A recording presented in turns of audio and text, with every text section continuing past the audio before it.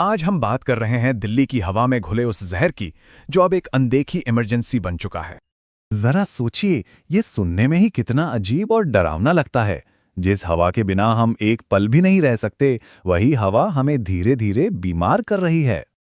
आज दिल्ली का air quality index मतलब AQI 400 से 500 के खतरनाक लेवल पर है। और इसका सीधा सा मतलब यह है कि बाहर खुली हवा में सांस लेना अपने फेफड़ों पर सीधा हमला करने जैसा है, जिसका असर बहुत लंबे समय तक रह सकता है। हर साल सर्दियों में यही कहानी क्यों दोहराई जाती है? क्या ये बस कुछ ही दिनों की बात है या इसके पीछे कोई गहरी वजह है? चलिए आज इसी को समझने की कोशिश करते हैं। तो इस पूरी पड़ताल में हम सबसे पहले ये जानेंगे कि जहरीली हवा का मतलब क्या है। फिर देखेंगे वो 5 बड़े कारण जो अचानक से प्रदूषण बढ़ा देते हैं। हम ये भी समझेंगे कि ये कैसे एक सिस्टम का फेलियर है, सरकार को क्या करना चाहिए, हमारी क्या जिम्मेदारी है और आखिर में असली समाधान क्या है। तो चलिए सबसे पहले ये समझते हैं कि जब हम 400-500 AQI की बात करते हैं तो असल में हम किस बड़े खतरे की बात कर रहे होते हैं। देखिए, AQI का मतलब है एयर क्वालिटी इंडेक्स। 0 से 50 अच्छी हवा, 100 के पार खतरा शुरू और 400 से 500 का लेवल इसे सीवियर यानी गंभीर कैटेगरी में रखा जाता है। मतलब हवा में इतने जहरीले कण हैं जो सांस के साथ सीधे हमारे फेफड़ों और फिर खून में घुस सकते हैं। और एक बात बिल्कुल साफ समझनी होगी, इस लेवल पे सिर्फ बच्चे, बुजुर्ग या अस्थमा के मरीज ही खतरे में नहीं है, बल्कि एक पूरी तरह से स्वस्थ इंसान भी सुरक्षित नहीं है। ये खतरा हम सबके लिए बराबर है।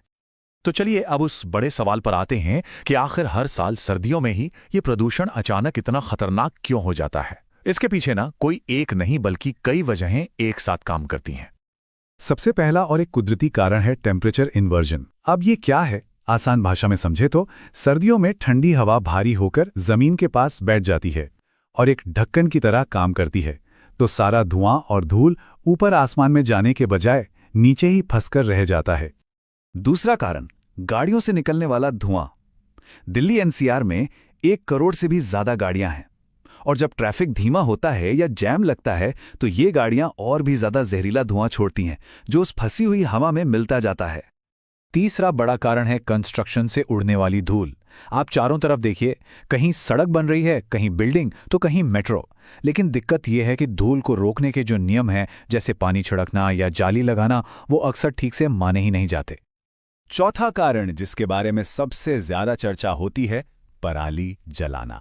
पंजाब और हरियाणा जैसे राज्यों में जब किसान फसल के बचे हुए हिस्से को जलाते हैं तो हवा के साथ वो सारा धुआं दिल्ली की तरफ आ जाता है। ये एक बहुत बड़ा कारण है, बिल्कुल, लेकिन ये अकेला कारण नहीं है। और 5वां कारण है फैक्ट्रियों और पावर प्लांट्स का प्रदूषण। कोयले से चलने वाले पावर प्लांट्स और कई छोटी बड़ी अवैध फैक्ट्रियां, ये सब मिलकर लगातार इस हवा में जहर घोलते रहते हैं। अच्छा, अब जब हमने इन कारणों को समझ लिया है तो एक बहुत जरूरी सवाल उठता है, क्या इस सब के लिए सिर्फ आम लोग या किसान ही जिम्मेदार हैं? मतलब क्या गाड़ी चलाने वाला, घर बनाने वाला या खेत में काम करने वाला किसान ही असली गुनहगार है, या कहानी इससे कहीं ज्यादा बड़ी है? और सच यही है, ये प्रदूषण किसी एक इंसान की गलती का नतीजा नहीं है, ये पूरे के पूरे सिस्टम का फेलियर है, एक सिस्टम की विफलता। अब सिस्टम फेलियर का मतलब क्या है? इसका मतलब ये है कि नियम तो बने हुए हैं, लेकिन वो समय पर लागू नहीं होते। एक्शन हमेशा तब लिया जाता है जब हालात कंट्रोल से बाहर हो जाते हैं। हम साल भर इस प्रॉब्लम को नजरअंदाज करते हैं और तभी जागते हैं जब पानी सिर के ऊपर से गुजरने लगता है। तो अगर ये एक सिस्टम फेलियर है तो सवाल उठता है कि इस सिस्टम को ठीक करने के लिए सरकार क्या ठोस कदम उठा सकती है। आइए इस पर नजर डालते हैं। देखिए, सरकार को ना एक साथ कई मोर्चों पर काम करना होगा। पहला, गाड़ियों पर कंट्रोल, जैसे पुरानी डीजल गाड़ियों पर सख्ती और पब्लिक ट्रांसपोर्ट को इतना अच्छा बनाना कि लोग अपनी गाड़ी छोड़ दें। दूसरा, कंस्ट्रक्शन के नियमों को सख्ती से लागू करवाना। तीसरा, किसानों को पराली का एक पक्का समाधान देना, उन्हें मशीनें और मदद देना।